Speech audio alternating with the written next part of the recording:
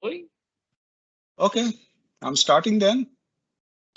So I warmly welcome all participants to this third session of the Forum for Radio-Based Signaling. Good afternoon to you all and good evening to the friends in Australia. When I joined in Indian Railways, I think in 1979, I'm 17th batch. So every railway had quite a few signaling veterans, whom we fondly or respectfully called signaling experts.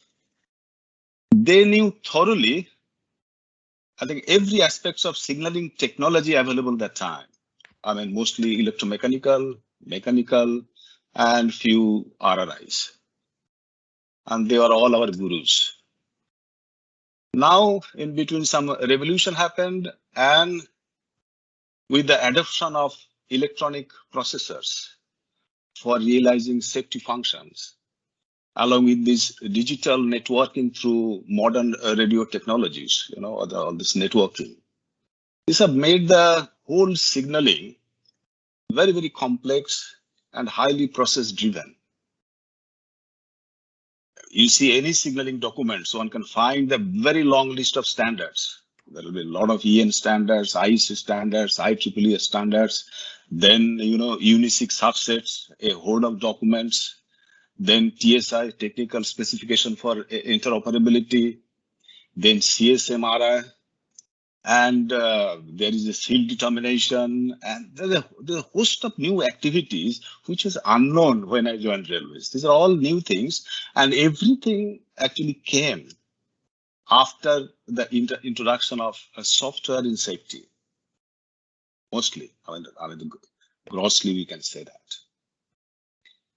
And so a lot of new activities also, like RAMs, validation, seal determination, safety assessment. I mean, there are many activities that has come into the signaling profession. And another thing, all these things, they are not done in one layer. If you see from the product development, where the product is being developed, they do very meticulously from the module level, subsystem level, and then the product is made after a lot of processes, so that the systematic failures are minimized and came to a seal4 level or whatever level is determined, and that the product is given to the field. In the field, again, then they are subjected to a lot of hazard analysis, risk analysis, then QRA, quantified risk assessment, and there's a whole of activities. So it is now very, very complex. So after working in railways for about 40 years, so I can at best claim myself as a senior student of railway signaling and control system.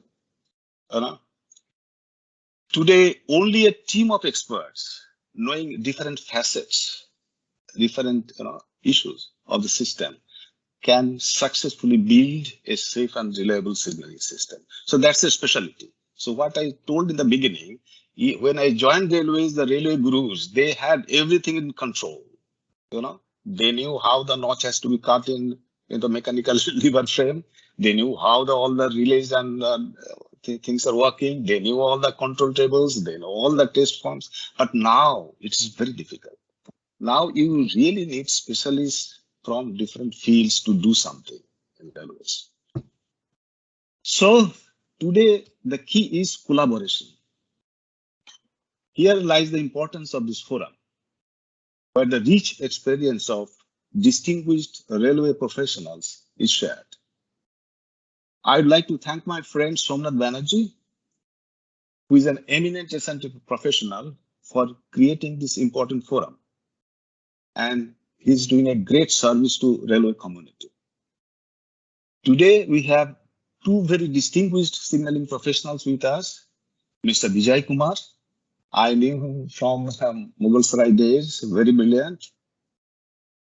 He's now in Australia. And my batchmate, again, wonderful person and very intelligent, Gurmeet Singh Tuteja from India. Mr. Vijay Kumar will cover CBTC, ETCS, and PTC. Yes, now it is okay. Okay, good. Okay.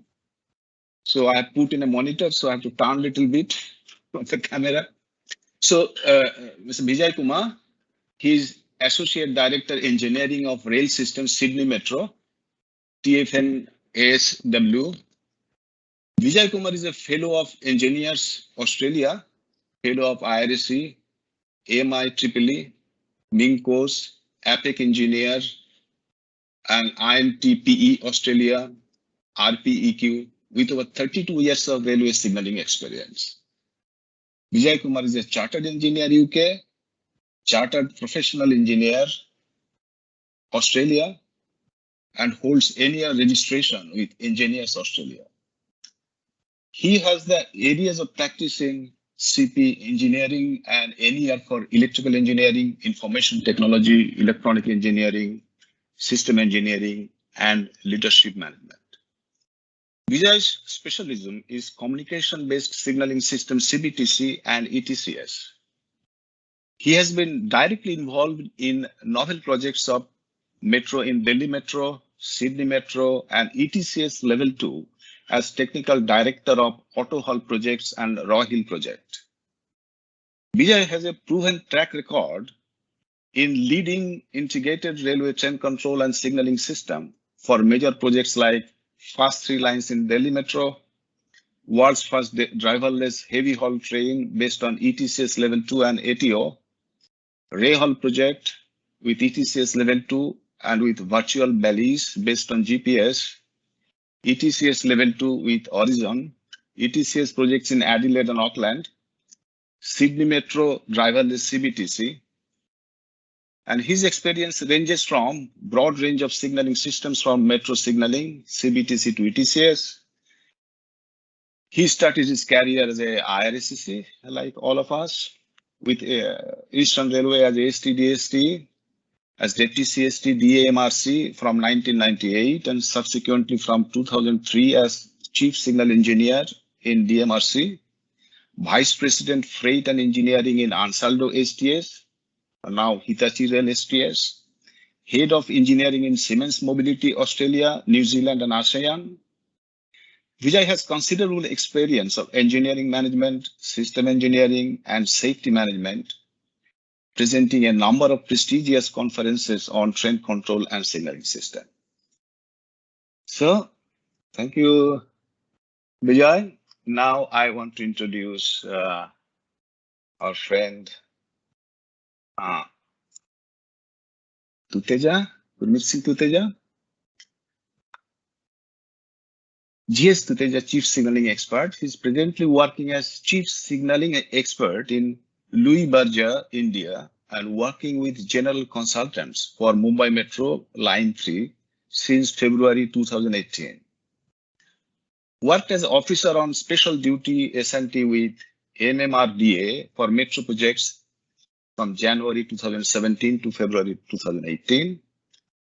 Retired from Indian Railways after 37 years of service as CST in November 2016. Okay. Moment. I think there's another page.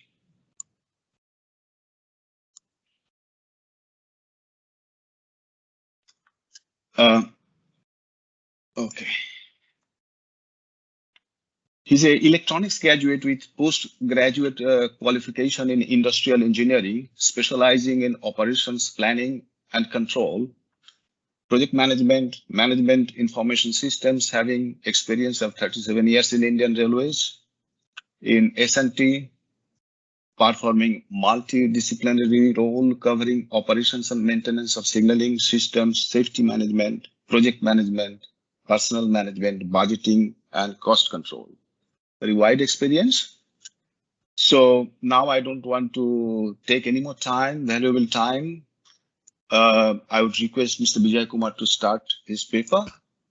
Once he finishes, we'll take question and answer session. Then Mr. Tuteja will start his session. Thank you.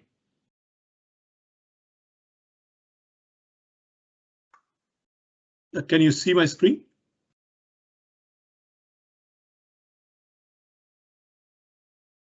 Yes, we can see. It's visible. Okay, so thank you everybody, and thank you to Mr. Mukhopadhyay, Mr. Banerjee, who were my mentors in Eastern Railway when I was a young kid.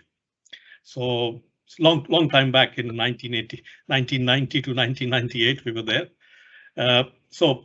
Banerjee asked me to present on freight CBTC, ETCS, PTC. So I will. It's a very long topic, so I have prepared a few things to say. Talk about PTC, to talk about CBTC. I won't go into explaining what is a CBTC, but generally when we talk about what standards and grade of automation and functions we should look at, what's the current state of play in ETCS, and talk a little bit, which is more interesting, to see what's happening in the world of fixed block, moving block, virtual coupling, etc. New thing on the product horizon is track-centric to train-centric CBTC, ETCS level 3 and way ahead, and finally a few important points about level 2 implementations in Australia for AutoHaul and Rohit. So I start with PTC. I won't spend too much time on this, but just to give you, PTC was actually enacted by the US government as a safety improvement mandate. That was in 2008, and they wanted everything to be completed by 2015. It's a federal law. It's still not happened. It's still ongoing. So all lines which were supposed to have more than 5 million tons of traffic per year, any line which was carrying toxic, inhaled hazardous material, or any line carrying commuter or intercity. But then people would say, what is PTC? ETCS is very widely known. CBTC is very widely known. PTC is something that everybody keeps talking, but has a different definition for different people. So PTC is basically an integrated communication-based train control and track management system, which authorizes trains, equipment, and people to occupy track, moving safely and efficiently in dark territory. So this is the definition of PTC: is any system that prevents train-to-train collisions, overspeed derailment, incursions into work zones, derailment due to switches in wrong position. This is the formal definition of PTC, which is basically performing the function of safe train separation, dynamic speed profile including PSR, permanent speed restriction, maintenance blocks, track blocks, switch control and monitoring. That's what PTC is the normal definition. And there can be systems which vary in complexity and sophistication depending on the level of automation and function and degree of control. So the main PTC implementation is a Northeast Corridor, which is the access plus cap signal adopted by Amtrak and other passenger line. It has been developed mainly by Alstom. Then there is a Class 1 railroads, which is the freight lines all over the US, which is ETMS, now VETMS, developed mainly by Wabtec. Others are also getting into the picture. And ITCS, which is G, but now Alstom, which is the one developed by. So this is the Northeast Corridor. So you can see there are wayside signals with track circuits, coded track circuits and cap signal for train separation, balises for PSR and positive train stop at interlockings, radio for PTS release and TSR delivery, and there is a centralized server. So it is nothing but ETCS level 1 plus a radio infill and a TSR server. Whatever name we may give, whether it is a PTS, positive train stop, or releasing with a cap signal with the coded track circuit, but it is basically an ETCS level 1 with radio infill. It works on a 220 megahertz radio system. And this is the more, let's say, more famous or the Class 1 generic PTC system, which you can see is basically an ETCS level 3. But without balises, but based on GPS. So again, we can see that there is a central office, which is what we call TMS, an onboard, and a DMI, which is very different to what we see in Europe, and an onboard, and there are interlockings, and also manages dark territories. So you have an office, which is the VPTC server, an ATP on the train, a GPS-based location determination unit, and basically a server for central distribution of timetable and mission, etc. So it is no different than ETCS level 3, but without balises. And the functional allocation is slightly different. So there are many implementations. One is exactly similar to ETCS level 3 in terms of function, but others can have the interlockings also talking to the onboard. So there are implementations where the central server is only doing the non-vital, and the interlocking is communicating with the onboard in order to either extend the movement authority or stop it. So that's another implementation. So two different implementation, but they're all called PTC. So I'll not spend too much time on PTC because I don't think it's of too much of interest. It's only in the US that it talks about. So let me talk about CBTC. So again, the most important thing when we are specifying CBTC to procure it for any new line or even an overlay is to ensure that we put together, we specify these three standards, 62290-1-2-3. I think this is the fundamental. Otherwise, people think it is IEEE 1474. 1474 is good to define the CBTC definition and some function, but 62290 is where we talk about the grid of automation. So talking about the system principles and fundamental concepts, functional requirement in part 2 and system requirements in part 3. And basically, we must ensure that coupled with this, we also specify 62267, which is the safety requirements. So as Mr. Mukhopadhyay earlier said, that nothing comes in isolation these days, it comes in a package. So if we specify only the functional requirement and not the safety requirements, then there will be an issue. So we need to specify this IEC 62267. And also, we should also include the part 2, which has come out in 2011, which is the hazard analysis at the top system level. And we must also remember that all these standards, they give you options of mandatory and optional function. Depending on what we want, it's the operator which needs to select as to what the operator wants. Just merely mentioning the standard is not going to solve the problem. And obviously, as I said, 1474 must be kind of specified because these are used by all suppliers. At least I know of 3 that I have worked with. Everybody gives a mapping to IEEE 1474. So whatever we need in terms of functional requirement or user requirements, interface requirements, or what do you call these allocation of functions and the testing practices for functional testing of the system. We as a matter of practice should define and specify these standards. It helps in getting what we want. But the real important thing is that we need to look at the relationship between these standards. So specifying one and not specifying others can lead to some gaps. So as I spoke in the beginning, that we have the system requirements, 1474-1 to user requirements to functional design and up to test and commissioning. So that is why it is important to cover the whole V cycle to specify all these standards. So this is a very generic CBTC. As I said, that I will not go into the details, but just to give an idea that this is a generic CBTC solution where we can have main equipments, which are the central equipment of central interlocking, can be distributed as well. It is not necessary to have centralized interlocking. Zone controllers, maintenance servers, automatic train supervision. Then we have in the control room centralized equipment for TMS, plus other facilities like SCADA, power, etc. That is true for all metros, even 20 years back, and a backup. The important thing is that we define all what is needed in the train, as well as on the wayside, the platform screen doors, and the security systems, passenger information system. So as I said, I will not go into explaining what is a CBTC, but just wanted to use this as a reference for the next topic. So coming back to the point that I was making is that there are some core CBTC functions and there are some non-core CBTC functions. And what I mean by this is the core CBTC function, they have ATP, automatic train protection, automatic train operation, and automatic train supervision. Basically, what it means is positioning, train tracking, propulsion and braking control, routing, movement authority, interlocking, regulation, scheduling, and communication. This is given. Whichever supplier will come, the core functions will be given, whether you specify or you don't specify. But the trick is when we start looking at the non-core functions. This is where we start looking at how do we meet the operator's unique operational needs. Otherwise, inadequate functions will kind of make the system not delivering what we wanted. Some examples are, these are just some examples. Train recovery. So I was watching the recording of last time. People talk about backup signaling, overlaps, etc. It's absolutely not needed.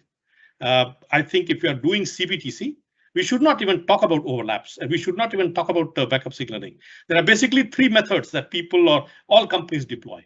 One is that you can create a safe zone by what is called a block area of line and let the non-communicating train move so that it can go back to the depot. Second is that we can send what we call a recovery train to couple it and bring it back. And third is to provide the backup signaling. But it depends on what we want. I think it is unnecessary to ask for backup signaling. Then the work zone protection. Again, this is one topic which is slightly missed. We think emergency stop plunger or some staff protection key switch is enough.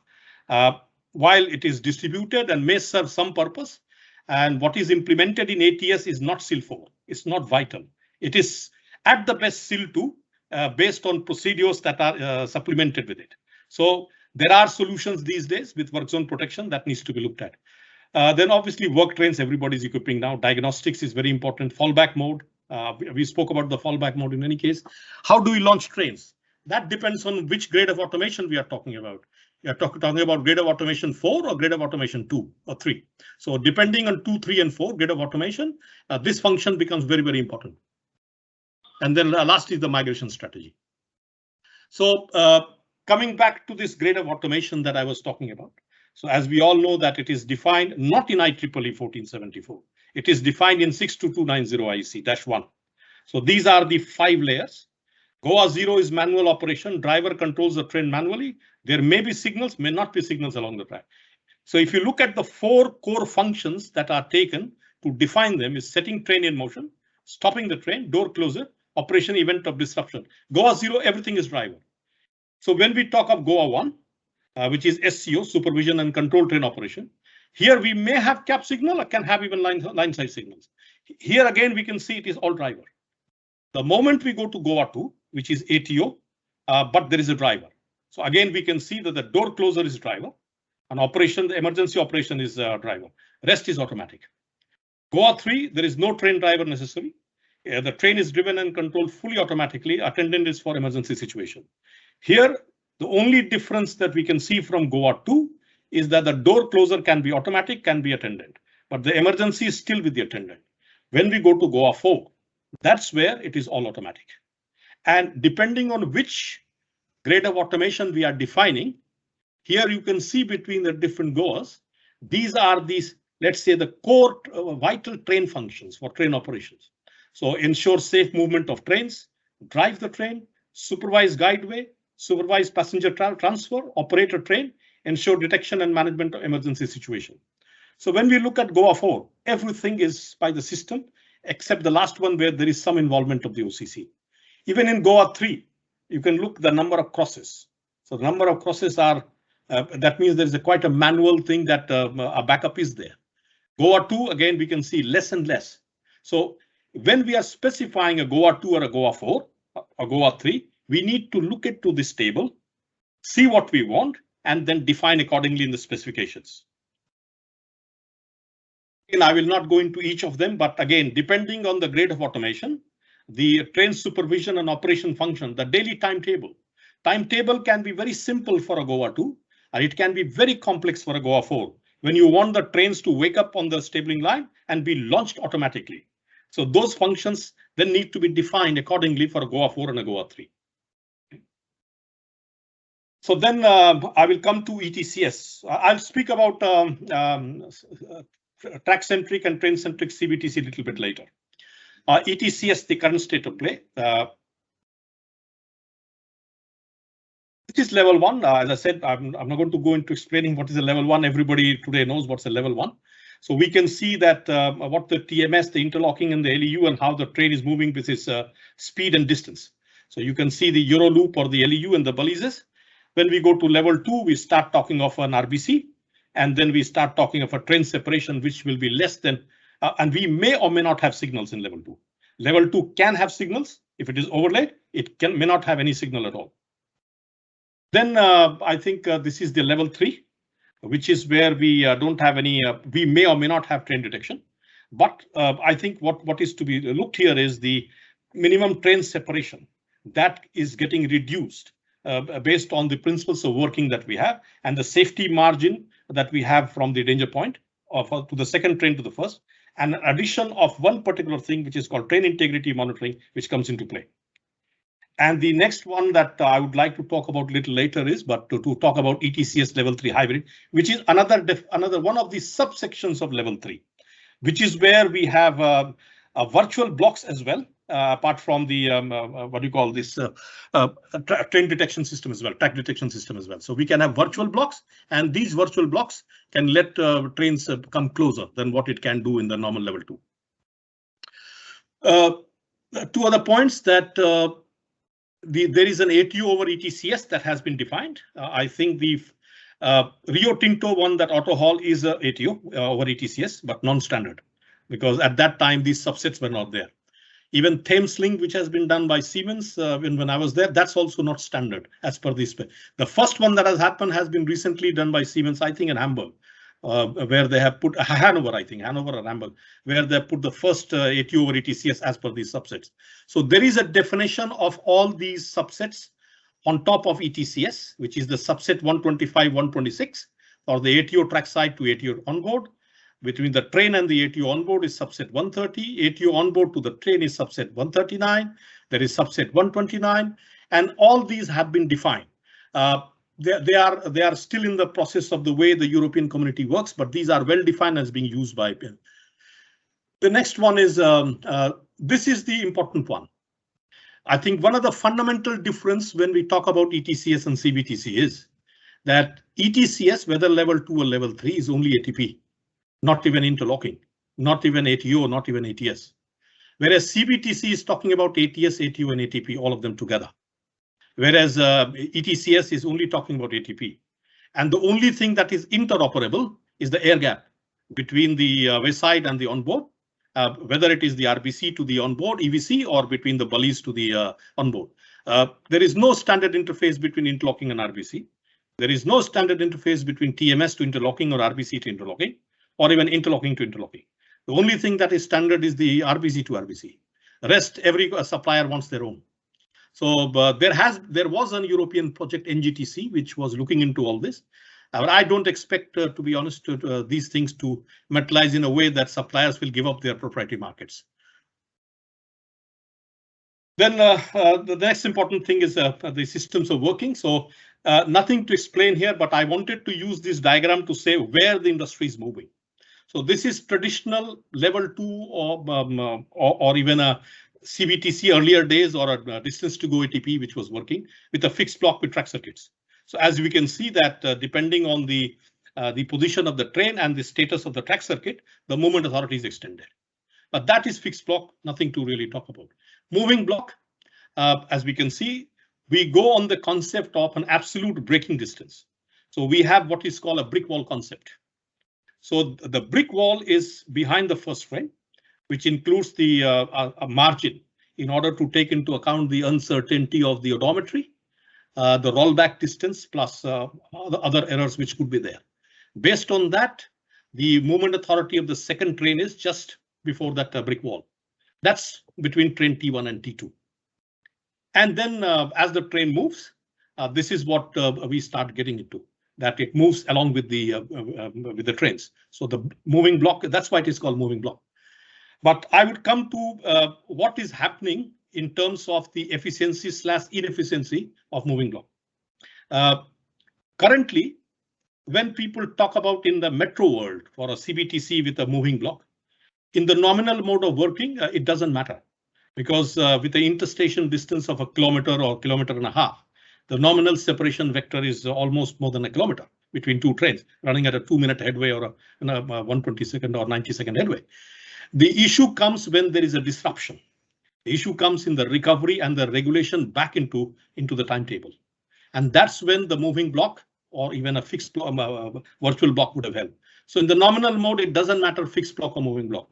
And that's why metros go for moving block, because the interstation distances are small and the recoverability is a challenge. And that is why moving block is important.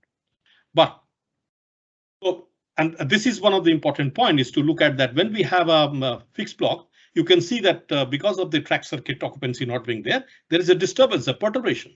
So the train keeps on moving like this with the disturbance till the time the previous train has moved and then extends the movement authority. Whereas if you look at moving block, it keeps on moving as the train keeps on moving. So the separation that is happening between the train distance, there is an improvement. But that is theoretical. But the important point that we have to look at is the inefficiency in moving block. So as we talked earlier, that the movement authority is based on the absolute brick wall concept. And then the reality is this: even if the trains are moving, the movement authority of the train behind is not extended unless we get a position report from T1. That means for a certain duration of time, the movement authority remains what it is. And then it is extended once the position report is there. And that is causing inefficiency in the system. So reduction of headways is an issue. So there are solutions which have come for that. But let me talk of this is a concept which is at the European level right now. So this is mainly applied for mainline, but can also be partially applied for metros. So here we talk of virtual coupling, system based on train-to-train communication. So if we have two trains with, let's say, 100 kilometers per hour, and then we have this movement authority that is given. So what happens in this case is that we open the braking curve of the train behind to the same speed of the preceding train. So that means it is not targeting at this point. It is not targeting at the brick. It is assuming that this train is moving. So and it creates a coupling area. And then this coupling area is activated. So the following train then approaches, maybe even at a little bit higher speed, and approaches the coupling area. And then what happens is, then they couple together because they are talking to each other and they are locked. So this concept is right now, let's say at the concept level, people are working on it with a lot of emphasis on the system definition and the safety analysis. And this will be mainly applicable to freight, which will be a great improvement because you can have a platoon of trains, a carousel of trains going and can have efficiency. So rather than going to level 3, you can have a virtual coupling, which is much more efficient because you have a train-to-train communication. In fact, we can have an ETCS level 2 with an ATO with optimized block, which can give as good a result as ETCS level 3. So then I come to the track-centric to train-centric CBTC, because this principle is also applied to CBTC or metro. Traditionally, the way mass transit systems have evolved is that we put an interlocking and the ATS, and then we put ATC, which is the ATP and ATO, as an additional layer on top of interlocking. And then the train-to-train communication is always through the wayside controllers. It also takes time. So if you look at this, so the ATS sends the mission. What do I want? Then it sends the route request to interlocking, goes to object controller, then to a point and route is set, comes back to the zone controller, and then movement authority is given. So there is a lot of, let's say, a lag. There's a lot of time delay that happens. And that is why this is what happens in a normal track-centric system. In the track-centric system, this is the inefficiency that we have, as we saw in the moving block as well. And this timing does not help. So what are the solutions now? So what we need is a consistent information path. We don't need to synchronize interlocking and ATC. This becomes one unit. So what happens now is that it is the train which is asking for the, let's say, the resource of the track. So the train requests the object controller. More or less, you can say it is kind of an interlocking, but not an interlocking. It says, I want these track sections, and the object controller will drive the point and kind of reserve the section and give it back to the train. And that is how we are able to reduce the latency and all the time response within the system. People are talking about at least having a 20% headway reduction. So this is how it works. So you can see the previous train here, and the train following is here. So basically, the second train behind asks for a location request. And then this train ahead will give a location report and commitment. Based on that, you can move the movement authority right up to the rear end of the confirmed rear end of the train. And this makes it much more efficient and having a reduced headway. And currently, the only system that I know of is from Alstom. I don't know of Siemens and Hitachi or other companies, but or Thales. Urbalis Fluence is their product name. This is now in progress in France in one of the lines. And recently, a couple of months back, I saw that line 18 of Grand Prix Express has been awarded with Urbalis Fluence. This is the solution, basically. Their architecture would be slightly different, but the concept and the principles would be the same. Then we talk of level 3. So there are very different views about what level 3 actually is. Some people say it means moving block, but level 3 can be moving block or virtual block. It means no track vacancy detection. Level 3 track vacancy detection is optional. So all kind of means tracks are uses reported train integrity information. this is what is a general concept that everybody, because level 3 is not really defined in a great detail. So if you look at ETCS spec, subset 23 does define that level of ETCS that uses radio to pass movement authorities to the train. Train level 3 uses train reported position and integrity to determine it is safe to issue the movement authority. Subset 26 also talks of this about train position and train integrity supervision by the trackside RBC in cooperation with the train. Then functional requirement specification also it talks about that. So whilst the ETCS even baseline 2 or baseline 3 does define, but there are details which were not consolidated. So in reality, level 3 does not mean it can be moving block or a virtual block. Need not have a track vacancy. Can have, may not have. It's optional. And then you need to have a track integrity, train integrity information. So that is the reality of what a level 3 is. And based on this, so if you look at this level 3, it's an evolution of ETCS level 2, where the track-based train detection would no longer be required. That's a kind of a goal. But recently, ERA and Shift to Rail have analyzed and defined 4 different system types. Moving block with TVD, which is track vacancy detection, moving block with TVD, virtual block without TVD, and virtual block with TVD. There are some animations as to how it works, but I can maybe in interest of time may not be suitable, but if time permits, I can show it later on. So basically, when you look at level 3 hybrid, so we have level 2, as you can see, these sections on top. And this is the conventional signaling section. And then you have level 2 sections with the marker boards which are defining in the signals. In the hybrid, we define virtual subsections within the sections itself. So conventional trains can operate based on color light signal on conventional signaling section. Level 2 trains would operate based on the marker board positions, and therefore only one train in each ETCS section, which is this section, whereas hybrid can operate on virtual blocks, virtual red sections. That means we can have more trains entering into a conventional signaling section and a level 2 section. But what we need to understand that even if you want to run hybrid level 3, we still need to fit it with train integrity, the hybrid level 3 trains, because hybrid level 3 trains, if you are using virtual blocks, virtual sections, we cannot run it on a trackside detection. And that is why it is complex and not complex. So the challenges are still there, proving train integrity, because we are talking here not only of passenger trains or a fixed train concept, we are talking of freight as well, and a mixed traffic. Non-communicating train, failed or non-fitted. How do we use trackside-based train detection if no ETCS train information is available? Mixed traffic operation. Legacies of the real work. There are existing trackside infrastructure migration. Need to migrate the entire fleet before you can go into that. And then need to have the train integrity monitoring solution available and fitted on all type of trains. So what's the status of level 3? So it is going on.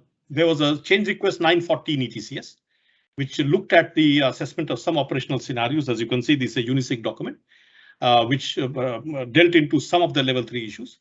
Then there are specifications in European project Shift to Rail. So as you can see, there are now we have for a moving block or a level 3, a system definition, operational rules, engineering rules, and safety analysis has been done. Then there is for the ERA, the user group, not the ERA, the ERTMS user group. They also created a specification for a hybrid ETCS level 3. And this was done in 2017. There have been some implementation / demonstration that has happened in Network Rail.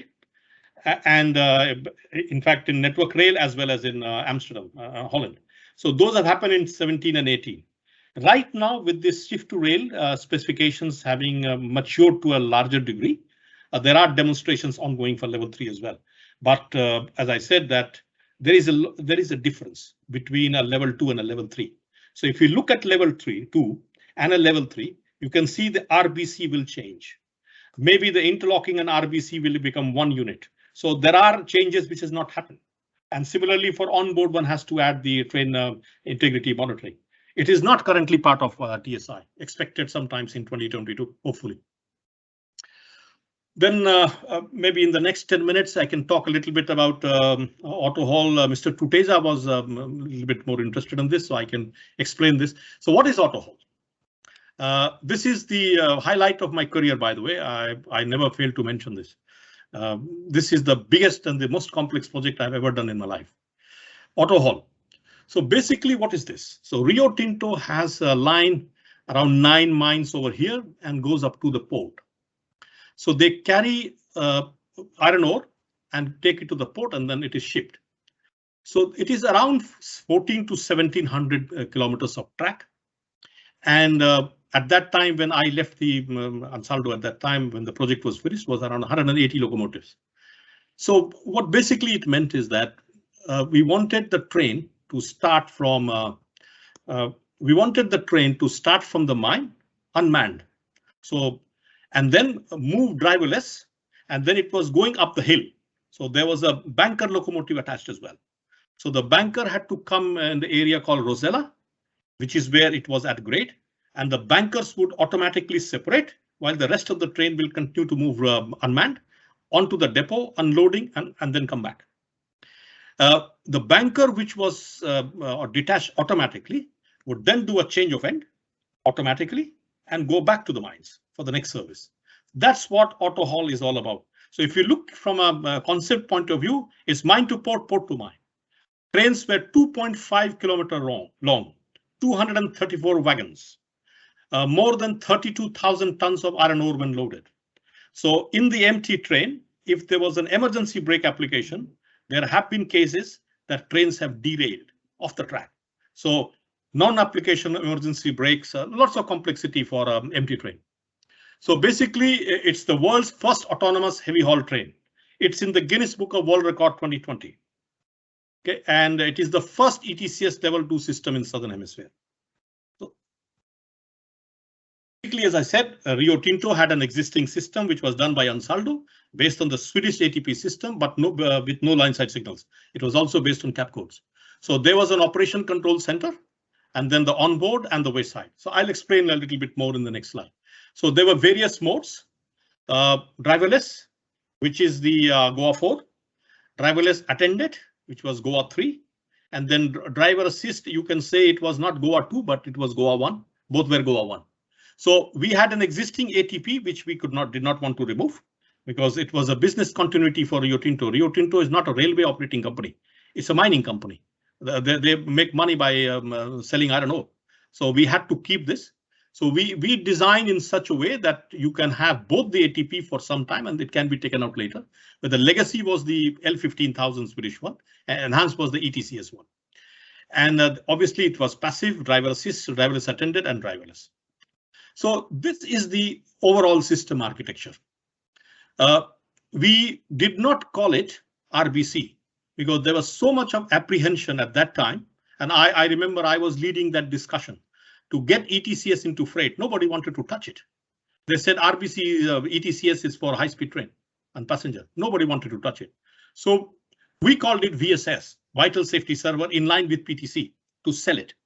And basically it is nothing but baseline 2230D plus freight function, national functions.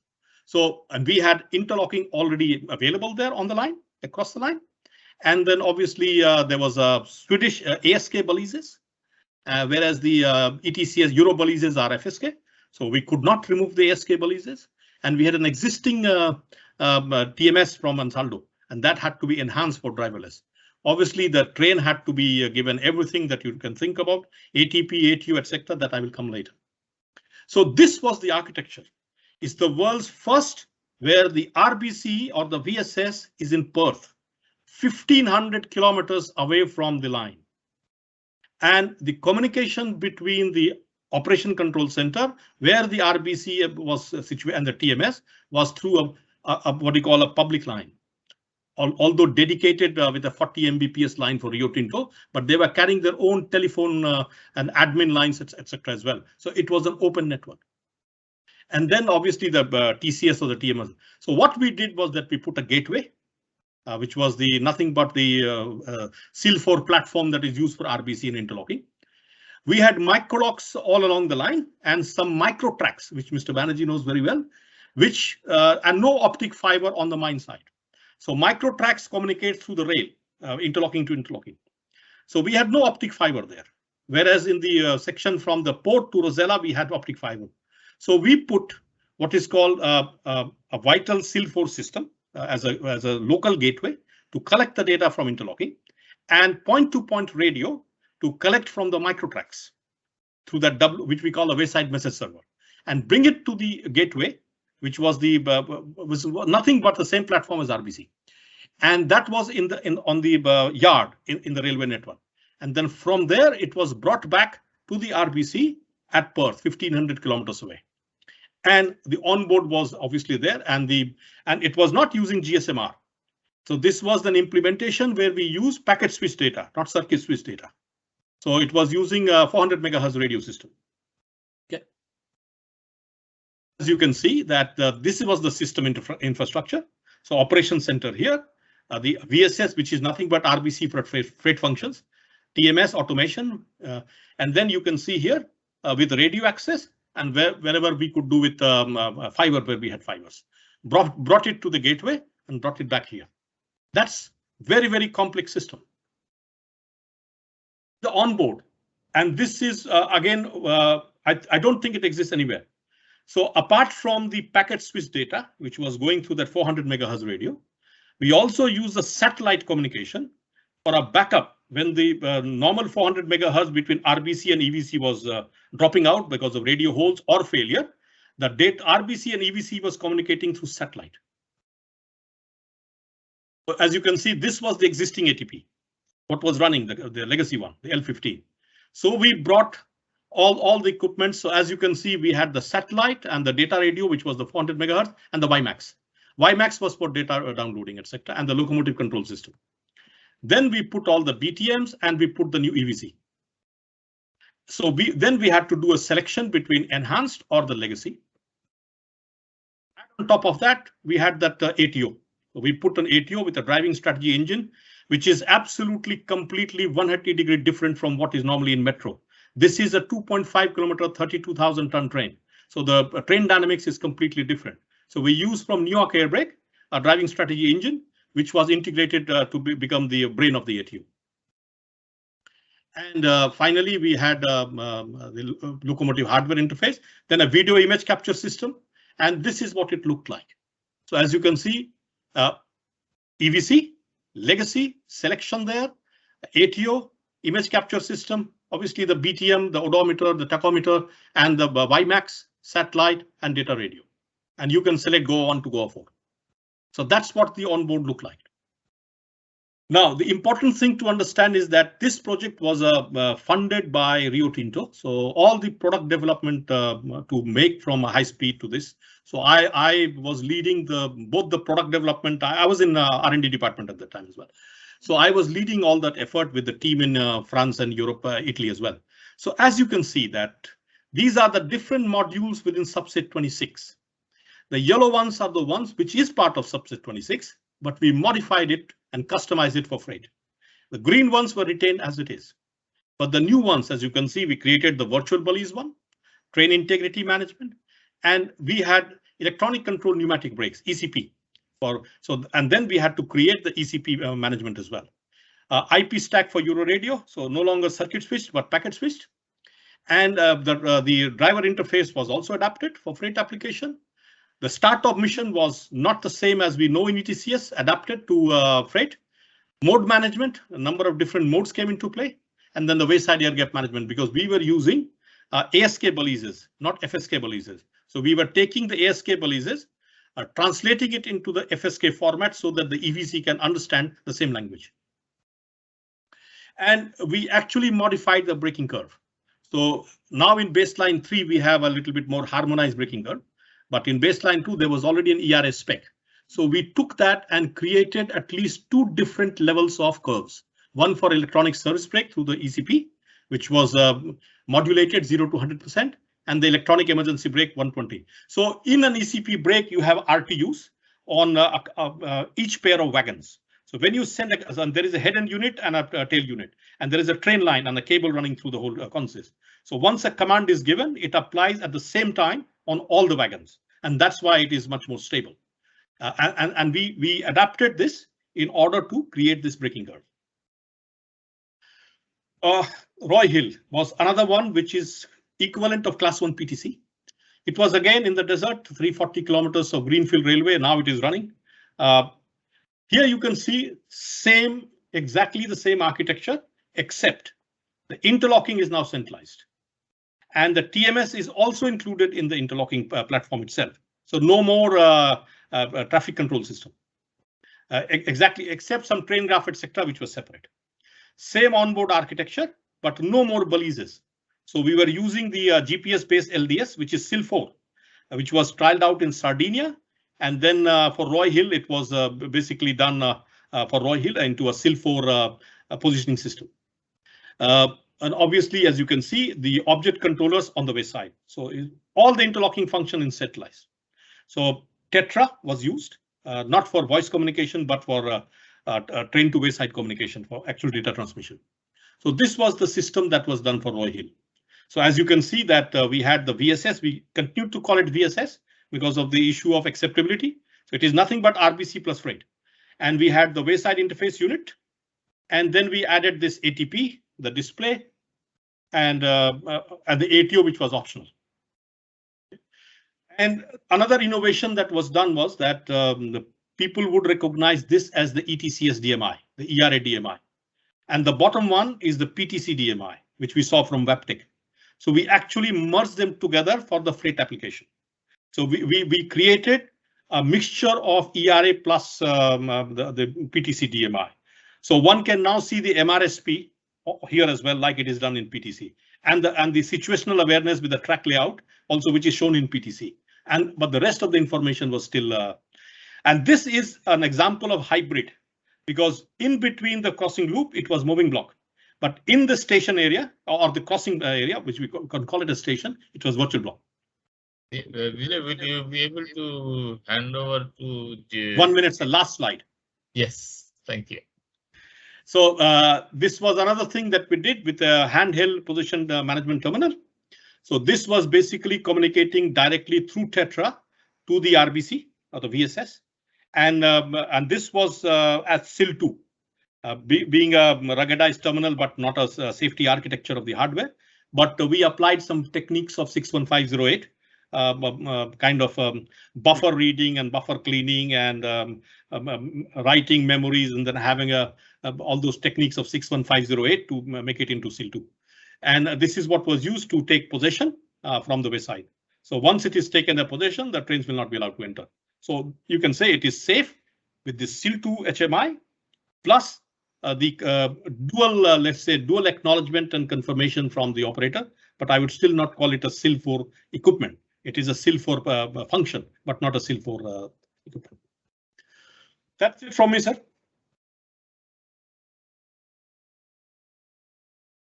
Okay, thank you, Vijay, for your excellent presentation and your very in-depth analysis of the modern system and the modern trains. And we are really very, very benefited from your vast experience, and you are really a train control man, as I can see, you know, very, very nice. So, and now questions, anybody has any queries or any explanation you want from him? But excellent, Vijay. Thank you, sir. Okay. I'm happy to answer. I have a very, Yep, I have a very simple question for Vijay. Yep, Yeah, sure. can I ask? Yeah, please. Yeah, very simple question. You see, according to me, there's a misconception that many people classify ETCS level 1 as CATC. So what is your view? Because knowing that ETCS level 1 will not have continuous authority. So would you still say it is a CATC? Actually, Prashant, there are two things. In subset 26, it is defined as spot transmission, intermittent transmission. So when we talk about, so there are two aspects to this. One is the continuous or intermittent transmission. And the second is that is the what we call the supervision of the speed and distance. Is it continuous? And the third is, do we update it, this movement authority as we go? So from that point of view, ETCS level 1 is spot transmission with the balises, intermittent. And yes, it is a continuous supervision from the ATP. But as far as the update of the movement authority, etc. is concerned, it is not possible unless you come near the next balise or if you have radio infill. This CATC definition, Prashant, if you remember, I and Prashant were together in Delhi Metro from 1998 to 2005. We did line 3 together, 3 lines. So Prashant, this CATC is actually a thing that should be dropped in my view. There is nothing called CATC. It is called ATC world over. So in any case, given the definition that you and I both know that happened in 98, it is not CATC. It is absolutely not CATC. It cannot be classified as CATC. Okay, thank you, thank you. One question. Then PTC, what is the accuracy of GPS? And here also it says level 3. Your train control also you use GPS. So how much? What is the resolution of GPS? What you have deployed? So, sir, there are 2 aspects to this, and I will be very cautious in answering this. So, when you apply on a single line railway, single line track, okay, with some points and crossing. So, obviously, you have to look at for the lateral and the longitudinal accuracy. Yes. So, I don't remember the exact figure, but the longitudinal was some meters. But the issue is not the longitudinal accuracy. The issue is the lateral one. Because this is where you have to discriminate between parallel tracks. Exactly. So, and for that reason, when we had a crossover, since it's a single, and we had reference LDS stations along the line as well, wherever we had a point and crossing, as well as an LDS on the train. So you can call it, it was kind of a DGPS. Okay, but the logic which we built into the RBC, as well as on the onboard, is that we utilized it in the sense that we took the point position as one of the inputs into the algorithm. Okay. So if the point is reversed, similar strategy which was adopted in ACD deployment in LF Railway. Of course, ACD has been discontinued now.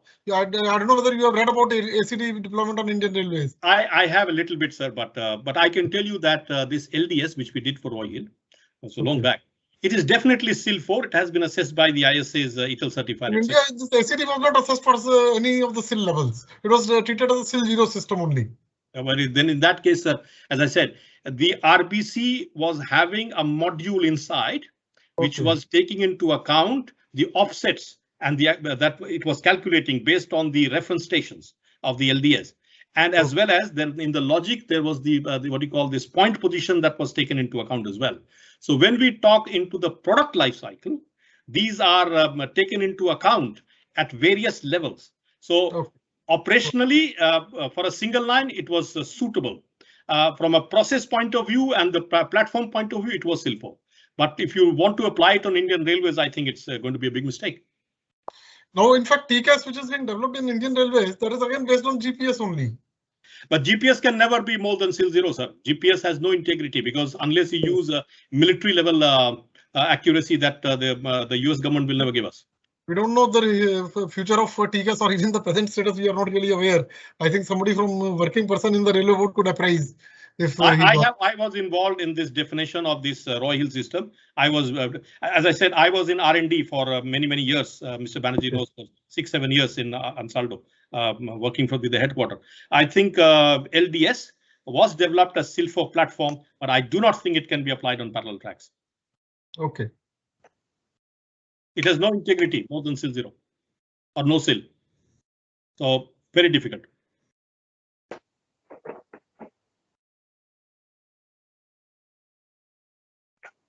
So shall I start sharing my presentation, Somnath? Yes, please. Yes, please. But TCAS is using GPS. I would like to clarify here that TCAS is not using GPS for the purpose of location or location determination. It is only for the purpose of synchronization of the entire system. It is not used for location determination. So location determination is still by track circuits or axle counters? Yes, it is by track circuits and the interlocking interface is there. Okay, then in that case, there should not be an issue because if you're only synchronizing the rest of the system with GPS, should be okay. Yeah.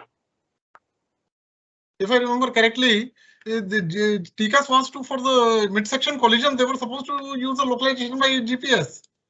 And they are not doing it now. They have changed the total philosophy, then it means. In fact, there is a station TCAS interface which radiates its status, and there is also this RFIDs along the track, which keep on correcting along with the onboard odometer keep on correcting your location all the time. Every kilometer there's an RFID tag which has to be sensed, and even if it is missed once, I think you can always correct your location. This is concept of not a concept that the use of more accurate satellites, the GNSS, I believe they call it, for the more accurate determination of positions. So that is not used for any of our ETCS. No, sorry, it is not used, because as I was talking about Roy Hill, we are using the normal GPS, but you need to have a DGPS equivalent capability. So as I said, we created this module in the RBC, as well as we had reference stations of the LDS on the west side, wherever there was points and crossings, and on the train. So it works on a concept which is we were not using any RFIDs at all, zero.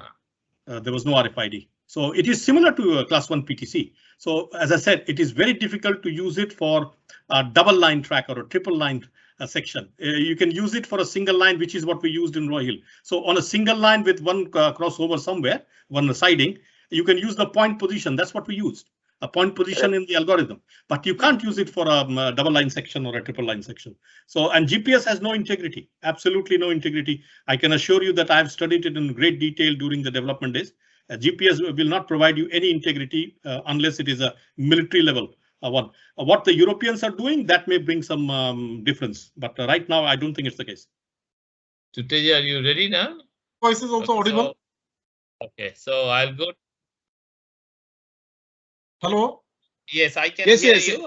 Okay, so Everything is fine. good afternoon and good evening, everybody in different geographies. So it is really a pleasure to be present in this group and talk about my experience of signaling and rolling stock integration. I have been recently, last 4 years, I have been working with Louis Berger and working as a part of general consultants for Mumbai Metro Line 3, which is a fully underground line, right from Kolhapur to Sri, which is about 33 kilometers. And this line, the signaling which is proposed is CBTC with the ultimate aim to have a UTO operation. Actually, we are aiming from the day one, but let us see how we are able to achieve it. So next slide, please. So as we know the background, we are all signal engineers. So conventional signaling and train control systems, they rely exclusively on track circuits to detect the presence of trains. Information on the status of the track is provided to train operators either through wayside signals or train-borne cab signals. Now, the location of trains can only be determined to the resolution of the track circuits. If any part of the track circuit is occupied by the train or by the block sections, block instruments as we used to use in the Indian Railways. Just keep it in this slideshow mode. Somna? Yeah. Just sorry, I just clicked the wrong button. Yeah, you're in the second slide. Yeah. So the information that can be provided to the train is limited to a small number of wayside signals, signal aspects, or a small number of speed codes, which can be done with the cab signaling, which we used to do it through track circuits, coded track circuits, or through Bellis-based systems. For a wayside signal, automatic train stops, but without continuous cab signaling, enforcement is intermittent. So what we used to work was always on an intermittent control systems. Next slide, please. So communication-based train control is the dominant technology for automatic train control for metros today, as Vijay had already given background of CBTC systems. So in fact, CBTC, as what we are seeing today, based on the Wi-Fi and WiMAX communication, is not the first CBTC communication. Earlier, the communication-based train control systems deployed inductive loops. And in fact, the first, there was a train in '87 which was inaugurated, Darlington Light Railway, which worked on this system and is still operational today, which was a totally driverless system in the London. Now, the basic characteristic of CBTC system as includes determination of train location to a very high degree of precision, independent of track circuits, geographically continuous train to wayside and wayside to train data communication network to permit transfer of significantly more control and status information. Today, we all know that when we want to run a UTO-based trains, then we have to transmit a large number of informations from train to ground. So naturally, we need a very wideband network, so which is now facilitated by a radio network, which may be 100 Mbps or 500 Mbps and a gigabit Ethernet backbones. Next, please. So under conventional system, we all know that interface between the signaling and the rolling stock was always manual. The signal driver had to see the signals, recognize them, and respond to them. As per and driver was always expected to respond to the signal. If it is a red signal, he was supposed to stop short of the signal. If it was yellow, then he was to reduce the speed to a predetermined levels defined by the rules up to the next signals, which allowed him to go up to the next signal, which was red aspect, and green indicated that he can go through. Now, errors in the response led to accidents, sometimes resulting in number of fatalities. On Indian Railways, we are all very well aware that number of SPAD cases are galore, and number of SPAD cases which used to result in collisions have also been quite a few, and which have resulted in number of casualties as well. So there was a need to automate response of the rolling stock in case of error by driver. So which led to the evolution of automatic train control systems, and which led to installation of onboard train control communication systems to help them communicate with the wayside signals, which was done by means of balises and connecting them to the signal aspects, as we have done in ETCS level 1 or in the auxiliary warning system, which we implemented way back in 1988 in Western Railway suburban and Central Railway suburban sections. Next. So in a CBTC project, the rolling stock interface is the most important and critical. Now, the typical composition of the signaling and rolling stock subsystems are given in the table below. Signal system would constitute carbon controller subsystems, data communication subsystem, a video transmission system, and a train wake-up unit. And rolling stock would consist of train assembly, its train characteristics, and train control management system and its electrical lines. Next. So here it is represented as how the interface is driven by the rolling stock functional systems. Actually, SIG RS interface is primarily focused and driven by the RS functional specifications, which lead basically the interchange of signals between the carbon controller and the train TCMS train control management systems. And then there's a DCS RS interface, which is basically for the data communication system that is to the installation in the rolling stock and communication with the. Basically, DCS does not communicate with the rolling stock directly. DCS communication system is connected to our carbon controller, and from there it communicates with the various RS subsystems. Basically, the train control management system is the control center of the control center of the train. And train wake-up unit is a special unit which is used to wake up the train from sleep position in a UTO mode. Next, please. So this is representing again the various interfaces as so CC to TCMS. There are mechanical interfaces for installation. There is a power supply interface, and there are electrical interfaces for data interchange.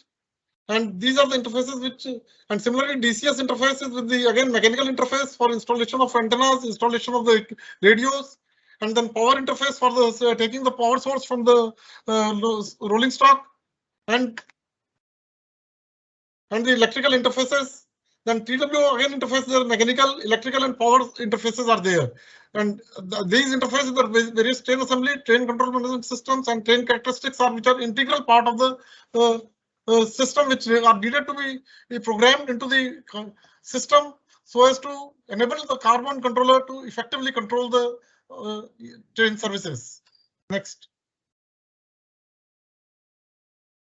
So these are defined again in a tabular form that mechanical interfaces are basically support cabinet, cubicles, brackets, nut, bolts, screws, etc. Then power interface is basically power consumption, power distribution with circuit breakers, power supply connectors, and wires, etc. Then electrical data interfaces from train wake-up unit to rolling stock, and rolling stock to train wake-up unit, carbon controller to the rolling stock, and rolling stock to the carbon controller unit. Various diagrams are required to be prepared with wires, cables, connectors, relays, adapters, CC network with cables, etc.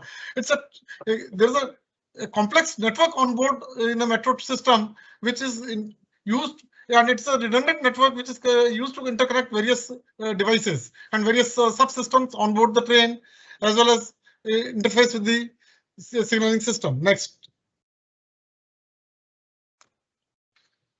So basically the carbon controller, which is the main heart of the system, is basically hosts the functionalities of automatic train operation, which is a vital application, and automatic train operation function, which is a non-vital function.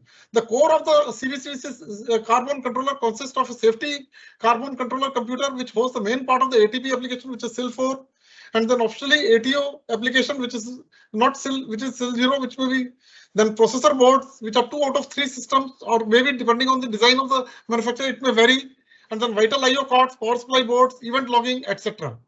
Next.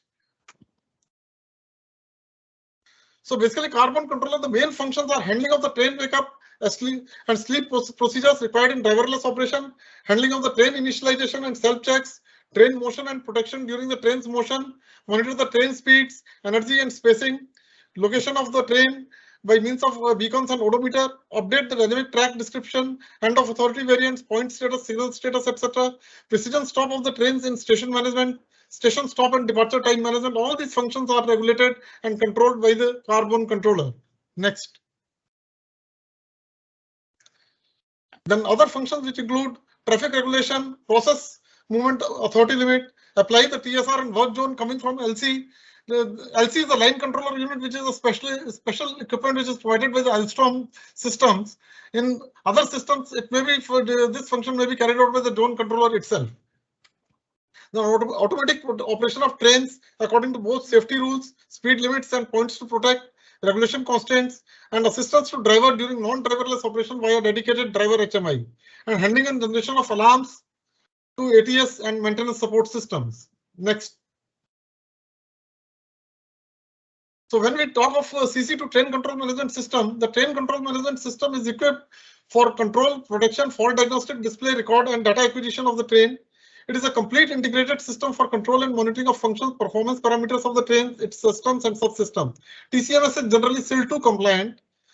The network communication technology, which is used on board train, basically uses based on Ethernet, and other subsystems are also using the Ethernet connectivity on board the train. Next. So this basically shows the CC to TCMS network architecture. So there's a core CC Ethernet network. There are 2 core switches and which are connected to the TCMS network, which is again a redundant network, and there are the main processor unit, which is there is a master and there is a standby, and the carbon controller also is installed in both the cabs, which each act as a standby to the other. Next. So TCMS is connected to the redundant carbon controller network through gateways, and gateways are connected to 2 CC networks. TCMS subsystem network interface is based on standards technology and protocol. It basically uses the IP technology. In addition, there may be a number of direct hardwired IOs within the carbon controller and the TCMS, which are used for some safety outputs and safety inputs. Next. The role of DCS is basically to manage the data communication between the signaling devices of the CBTC system and VTS devices of VTS system. VTS is actually video transmission system, which is installed on board the trains to transmit the live video streaming of the saloon surveillance system to the OCC, which is the essential requirement in case of we want to operate a driverless train or a UTO train. So DCS subsystem provides basically end-to-end communication for automatic train control systems, and also it communicates with the automatic train supervision system, which is basically the overall controlling system for the operations. Next. It also interfaces with the communication computer-based interlocking, which are installed at the stations, which can be a distributed interlocking and can be a centralized interlocking as well. So in most of the systems nowadays, the concept is to go for a centralized interlocking, but maybe 1 or 2 interlockings may be provided depending on the operator's choice, and object controllers are installed at other wayside stations because the number of crossovers provided are quite limited in the metro environment, unlike railways, where in suburban section we practically every station had crossovers. Where in a 33-kilometer line, we have planned to have only crossovers at 5 stations. And the DCS subsystem, just go back to the previous slide, please.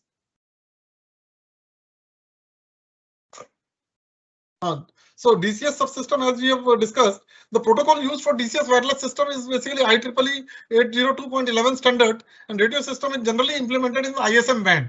But this is implementing the radio system in ISM band has its own issues it can arise. Like Kochi Metro had faced the problem of interference when they were operating their CBTC radio system in 2.4 gigahertz bandwidth.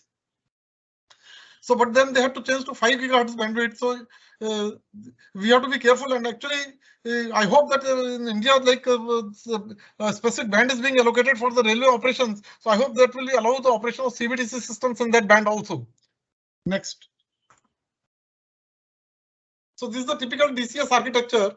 So the data communication system constitutes a radio system as well as a backbone, optical fiber backbone. For the convenience sake, we are provided we are calling these networks as red, blue, and green network. So red, blue are basically the CBTC networks, which are redundant CBTC networks, both working on independent fiber backbones and taking the data to the OCC. And green network is exclusively used for only VTS, which is 100 megabit, 100 gig.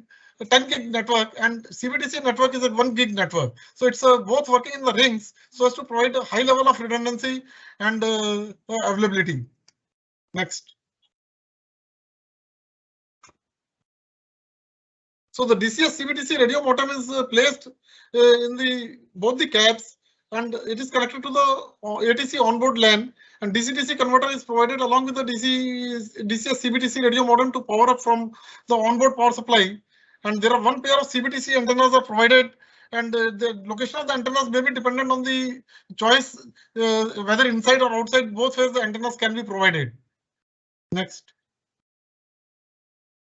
Now, video transmission system caters for the bidirectional data / video transmission from train to operations control system. Onboard cameras, onboard network video recorders are generally provided by the RS. And again, the technology used to stream onboard CCTV video is based on IEEE 802.11 standard only. And next. So this is the typical onboard VTS architecture. So we see there's a network video recorder, and the Salon cameras are connected to the network video recorder, and the network video recorder can store the images for store the footage for 15 days, and the cameras itself, which we are catering in our system, can store for 48 hours the images. And these cameras are addressable, and from the our video management system, which is we are installing by the SND for the analysis of videos, can address each and every camera individually and capture the footage and retrieve the footage for analysis. Next. So the scope of the work of the rolling stock is to provide onboard network cameras, configuration of CCTV cameras, IP addressing plan for onboard network devices, CCTV live images from onboard cameras as per display system requirement is sent by rolling stock network to DCS on a suitable port for carrying to the track side. DCS system interface with the rolling stock network to receive CCTV live image and uses onboard rolling stock network for communication among different DCS devices. And for handshaking purpose, master slave identification of redundant DCS devices. Next. So the train characteristics is important parameters which are basically each project dependent, and they constitute train dimensions, weight, wheel characteristics, position and characteristic of the train, motoring and braking characteristics. These are essentially required for providing efficient and effective control by the CC and the TCMS, because then only the braking curves, etc., suitable braking curves can be applied, and suitable motoring demands and acceleration and deceleration commands can be given to the rolling stock by the carbon controller. Next. So the technical reaction times of this also defines further parameters like technical reaction times of the rolling stock equipment, parameters related to emergency brake, motoring and braking delay, response times, train door delay, behavior for automatic driving, car characteristics for the gravity center of train for the train computation. So all these things are required for proper train control to be done by automatically. Next. Train wake-up unit is used to provide capability to trigger train wake-up in response to a command coming from the OCC. TW is connected to DCS and CC modem in order to receive wake-up order from OCC and to report train wake-up status. TW basically is connected to the train wake-up line, and it initiates the various subsystems of the train and starts the process of carbon controller also power on, and it is then combined tests, etc., are carried out on the train. Next. Now these integration tests, why do we conduct a lot of integration tests? These tests will enable to simulate the CC equipment in a dynamic mode to supervise all the actions ordered by the ATC. The aim is to check the CC equipment inside the RS are working properly in the real-time operating condition. The train with CBTC equipment under test on board circulates on the train test track to validate the proper operation of these equipment. CBTC ground equipment like ATC, ATS, JETC, LC are simulated by means of using a network links and a simulator. So pre-established simulation scenarios are created using simulators existing functions which are used to test the ground related functions in front of the ground onboard equipment to be tested. Next. So the typical tests what we perform on the during the process of integration test are various functional tests which include train to wayside communication, track side, partially or fully commissioned, driving train in all modes like restricted mode, run on site mode, then train location memorization, train wake up test, track side transmission, free propagation antenna testing. Next. Then driving train in the ATP mode. So we have to see that the train does not perform emergency braking without any reason. The end of authorities interpretation, ensuring that they receive it and they are correct. Target speed displays, emergency brake triggered when overspeed, driving mode in ATO and ATP, ATO and UTO modes. Next. Odometer testing, beacon testing. So all these tests are typical tests which are required to be carried out, and this what it ensures is that when we get the train from the test track to the main line, it basically is received with a high level of maturity. And also it is important to note that on the test track, we carry out the tests only at low speed up to 25 km because the test track lengths are generally limited to about 800 or 1 kilometer maximum. So in the Alstom factory has a test track which is about 800 meters. In depot also, when we construct the test track due to the limitations of the land availability, generally the test track lengths are quite limited. So high speed train tests which are required to be carried out. They are carried out on the main line, which perform all the tests which are required, integration of all the equipments like signaling, platform screen doors, and other interfaces with the other subsystems like power SCADA and there are a number of other interfaces like tunnel ventilation, all such interfaces are to be tested during that period. And the harmonization of doors, that is another important test when we have to do with the UTO, harmonization of PSB doors with the rolling stock doors. So that is critical operation of critical tests we need to confirm before we really declare that train is fit to fit and ready for operations. Next. So this brings an end to my presentation. Sorry that I couldn't do it myself. Sorry to trouble you, Somnath. Because no, it's all good. No problem. This is a bind. Thank you. Don't worry. That's fine. So thank you to Teja for your very interesting lecture, and especially the people who are working with this train interface, they will be greatly benefited from this. Any questions?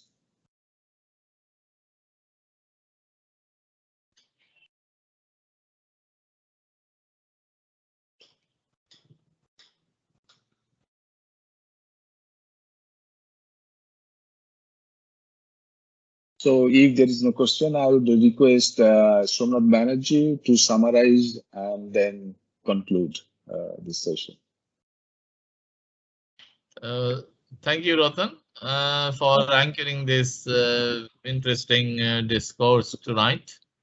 Tonight in Australia, that is, today in general. Yeah. And thank you, Vijay and to Teja for sharing your experiences and your knowledge with us here today. There has been the physical presence has not been very large at this time. Probably, I think Saturday, I find that Sundays are probably better now. Next time we'll have to discuss this, why the physical presence was much less. But this will, I know that when it goes on the YouTube and because I provide the links on the various social media. There are a lot of visitors to it, so we had conducted them in a very interesting way. Thank you all for that. And I can close this meeting. If anybody else has something to say, please let me know. Otherwise, I can close it. So yeah, at the end I want to thank everybody, and especially Bijay. I've seen after a very, very long time. You know? It's a pleasure, sir. I'm seeing you after you left Google, sir. And Tuteja, of course, I have seen in between quite a few times. But it's very interesting evening. Virtually only. Yeah. And So- for me also, sir, to see Prashant Rao in the same forum, because me and Prashant Rao were the first two people who did the first 3 lines of Delhi Metro together. Then I left. Prashant also did the. We worked together for 7 years, I think. Vijay, Yeah, yes, sir. when we were talking about the same manufacturer of signaling and rolling stock, I can vouch from my experience that we had enough trouble with Alstom rolling stock as well as Alstom signaling to have a final proper integration. Sir, I have had experience with this as well. So there are 2 issues here. Basically, what happens is that when you're talking about train characteristics, etc. So there are a couple of points that we should always keep in point. One is that when we talk of the different timings, it's not only about the typical braking curve characteristics like the traction cutoff time, etc., and the brake delays, etc. The real important thing is to look at for PST, and that is where we need to find the Alstom in this case for signaling and train, is to look at when the train is immobilized from the time it detects the 0 speed to the time it sends the door open command. That's where the trick is. I can share you my knowledge on this, is that this is where the trick is, that they eat at least a few seconds per platform. So it will have a big impact on your journey time. See, we have a 30-second dwell time, out of which roughly closing and opening time is taking away roughly about 6 to 7 seconds. That's why I'm telling you, sir. It is this is where Alstom plays with it. So we had a lot of problem in synchronizing and harmonizing this PSD opening and closing along with the rolling stock doors.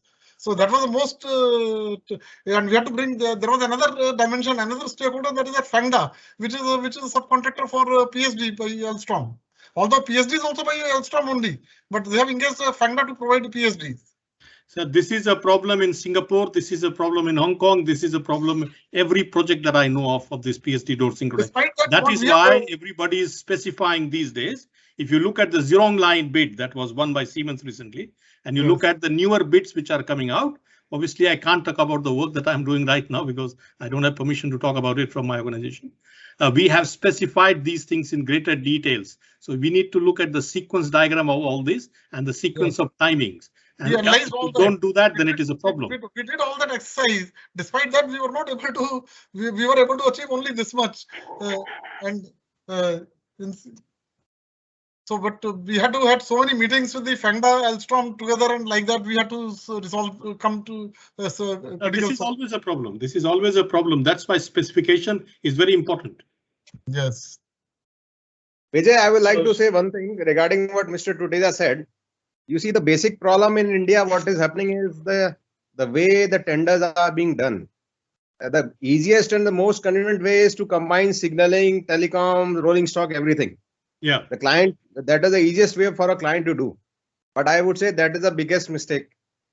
The moment you have a common OEM for signaling and rolling stock, you never know what they are going to slip in.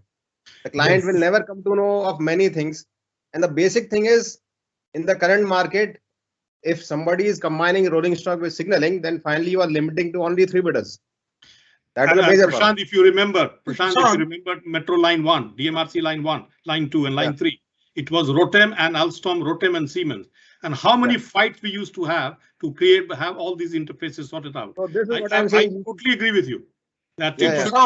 In Mumbai Metro Line 3, there was a separate tender for rolling stock and separate tender for signaling and telecommunication, but still both landed in Alstom's lap.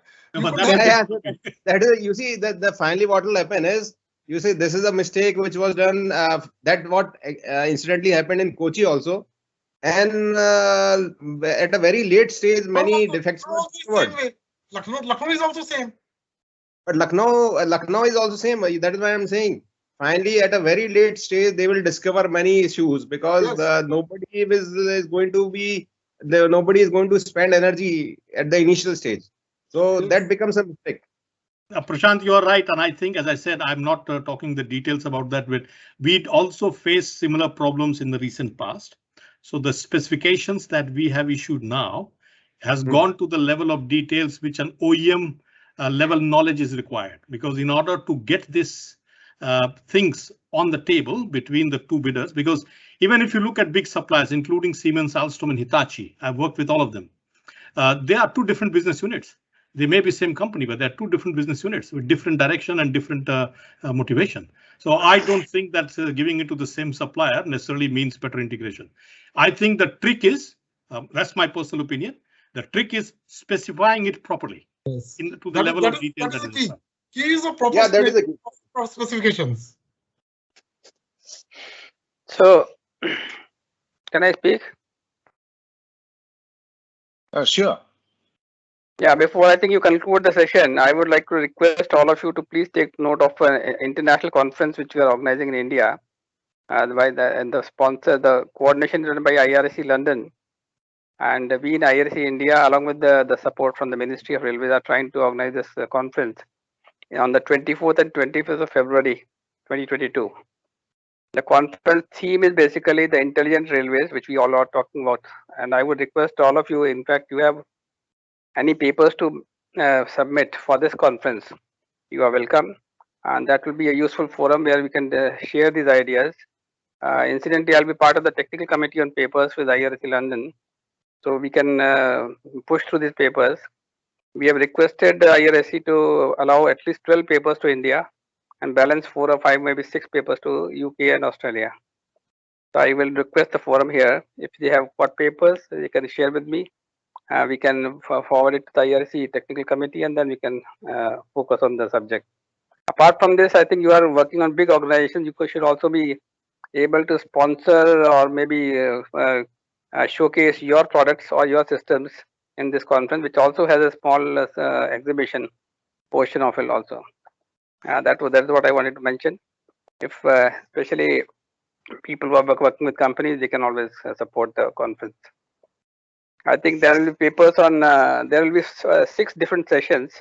Number 1 is about the train control systems, which includes radio-based systems like CBTC, ETCS, TCAS and all. There is a session on operations control centers, TMS and CTC. There's a session on predictive maintenance, condition monitoring and predictive maintenance. There's a session on digital networks and data networks for the purpose of digital transformation of systems. And there's a session on tools for application development and for the purpose of testing, VNV and project management. So these are the possible sessions. I think in any of these areas, if you feel like submitting papers, you are welcome. Thank you. Thank you, sir. But unfortunately, we can't come to India at that time.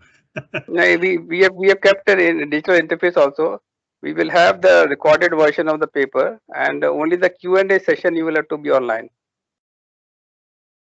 That we have discussed with the IRC also. In fact, depending on the situation at that time of the COVID, it is possible that many of the people from IRC London also may not be able to come. Yeah, they recently conducted, the IRC conducted one in London, the high performance railways one. Everything was online. Yeah, that's true. That's true. But in India, I think this is in physical form along with the exhibition in physical form. So at least the people from the metros, PSUs, the Indian Railways and high speed and NCRTC, they will definitely be participating. Maybe the participation from outside India would be minimal because I think we were expecting about 120. Now it will be going down to 40 or 50. That depends on the COVID protocol at that point of time, how much time you have to spend in quarantine. But definitely papers are acceptable. In fact, papers can also be published into the book which will be brought out on the occasion. Incidentally, our minister is also from the same field of electronics and communication, so he is too keen to participate in this particular seminar.